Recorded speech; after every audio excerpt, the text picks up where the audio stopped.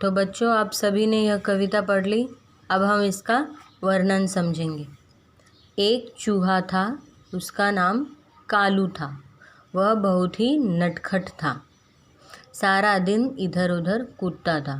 देखिए आप, यह चूहा था और उसका नाम क्या था? कालू। पर वह बहुत ही नटखट था, शरारती था बहुत। वह दिन भर यहाँ से वहाँ कूदता, यहाँ से वहाँ चला जाता था। एक दिन वह भूखा था, भीतर पूजा की पूड़ी रखी थी। एक दिन क्या हुआ, वह बहुत भूखा था, उसे बहुत ज़ोरों की भूख लग रही थी। तो उसने देखा कि पूजा की पूड़ी रखी थी।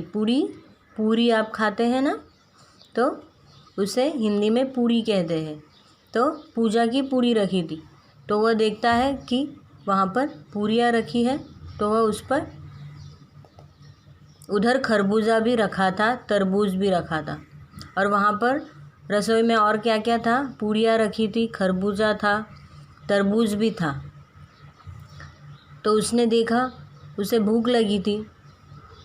चूहा कूद कर गया, कुटकुट कुटकुट वह आधी पूड़ी खा गया। तो यह सब खाना देख के वह बहुत खुश हो गया। तो चूहे ने क्या किया, वह कूदकर खाने की तरफ भागा और उसने खाना शुरू कर दिया। कुटकुट कुटकुट इस प्रकार आवाज़ करके वो खाने लगा। तो उसने आधी पूड़ी खा गया। अभी भी वह भूखा था, उसे फिर भी भूख लग रही थी। फिर खरबूजा और तरबूज भी खाया। पूड़ियाँ खाने के बाद फिर भी उसकी भूख कम नहीं हुई। उसने क्या किया, फिर तरबूजा भी खाया और खरबूज भी खाया। पूजा भागी आई, चूहा कूदकर बिल की ओर चला गया। यहाँ पर रसोई में आवाज़ें सुनकर पूजा, यह लड़की, भागकर रसोई में आ गई और पूजा को देखकर कालू चूहा था, वह कूदकर बिल की ओर चला गया। बिल की ओर, बिल चूहे का घर होता है, वह बिलों में जाकर छुप जाते हैं। तो ये आपको समझ में आया? आप सभी ने ऐसे छोटे छोटे चूहे देखे होंगे। कहीं भी खाना अगर पड़ा हो तो वो उसे खा लेते हैं।